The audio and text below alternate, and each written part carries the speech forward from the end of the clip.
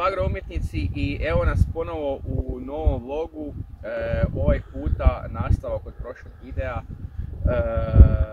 Kao što možda možete vidjeti, preoravamo uljanu repicu, ovaj najgori dio, imam nekih 15 jutara.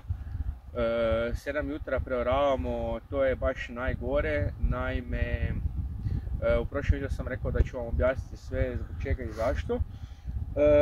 Ne znam jel možete, ali možete vjerojatno vidjeti iza mene da nije najbolji sklop i tome sam uglavnom ja kriv. Zašto? Nije zbog reducirane obrade. Zbog reducirane obrade zato jer je bilo previše mase i kao što se vidi, ne znam iza mene, a vidi se vjerojatno na kameri, tragovi od kombajna, tu najviše žito raste i znači tu na tome predjelu je žito izniklo i ugušilo uljanu repicu. Kondicijski repica također nije u nekom najboljem stadiju. Znači, samo da spomenem prije toga, što se tiče same agrotehnike, bilo je znači podrivanje, dva puta tanjuranje i kao što vidite i onda nakon toga rotodrljača i sjajca. Sijalo se jako dobro, međutim kao što vidite nije dobro ispalo. Ono što sam spomenuo, znači kondicijski repica također po meni nije baš nešto pretjerano dobra. Ima je od manje pa sve do veće. Iskreno nisam gledao jer ju napadaju već štetnici, ali idemo izvaditi.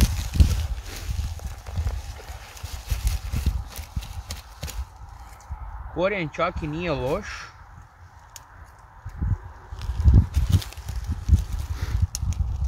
Mada ova izgleda i dobro, ali u globalu to nije tako. Da vidimo.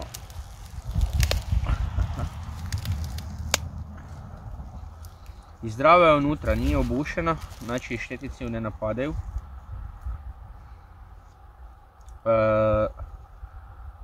Malo je ljubičasta od zime, očito je fali malo fosfora. Ali evo, sada završava u zelenoj gnojidbi i tu ćemo sijati kukuruz u proljeće. Predsjetveno sam bacao pod repicu, ali još ću nešto sitno bacati i pod kukuruz i vjerojatno bude neka klasifikacija. Tako da tu neću na ovu zemlju pretjerivati.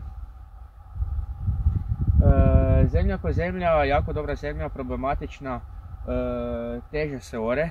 Evo možemo vidjeti tu teže se ore i datum kao datum, danas je to 9.2.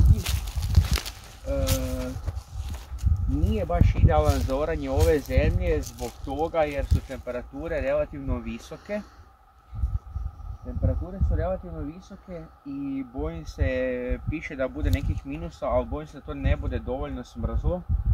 Tako da planiram to sutra zatvoriti odmah sa rotodrljačom i onda ako neki minusi to malo budu rastresli i vidjet ćemo onda kako to budemo pripremali, jer kao što vidite nije struktura presjajna, jako je vlažno. Nisam se prije odlučio orati, ne znam ni sam zašto. Braza se skoro pa ne rastresa uopće, znači cijelom dužinom, tako da je oranje poprilično teško. E sad, kao što sam također spomenuo u prošlom videu, o repici dosta, malo i o prinovi na imanju, o John Deere 6410. Rekao sam da bude kratka recenzija traktora. Znači, danas mu je proba i mogu reći poprilična proba u ovom oranju sa 3 brazde plugom na 40 cm po brazdi. Oranje nije nimalo lako, a ore se sigurnih nekakvih 25 cm dubine, možda čak i koji centimetar više.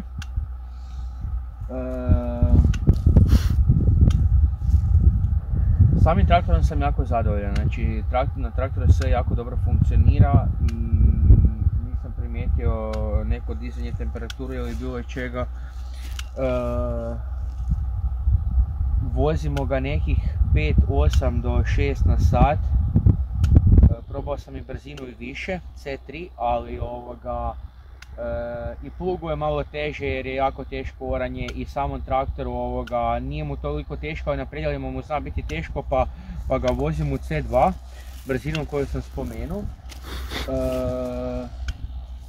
Plug nosi odlično, sa utegom nosi odlično, nisam ga probao voziti bez utega. TLS odlično odrađuje stvar kod nošenja, to je definitivno. Po dvorištu sam malo provozao to i išao bez ikakvih problema. I u globalu sam za sada sa ovim testom jako zadovoljan traktorom. Traktor što se tiče opreme ima na sebi prednji hidrolik, prednji kardan, TLS, autofunkciju mjenjača, HMS, 3 brzine kardana, ima nivellirajuću poteznicu, ima klimu i sad ne znam, ima kompresor, ima zrak, ima 3 para hidrauličnih priključaka i sad ne znam, još nisam nal. Ima fine gume u odličnoj širini, 480 prednje i 520 zadnje. Tako da, onak.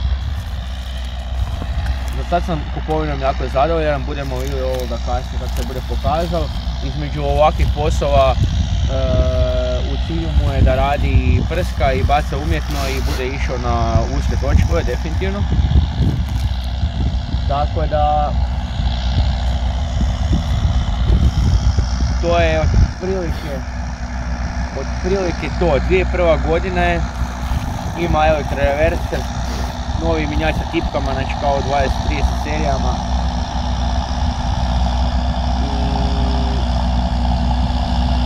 I nadam se da bude služilo jako dobro, evo to je.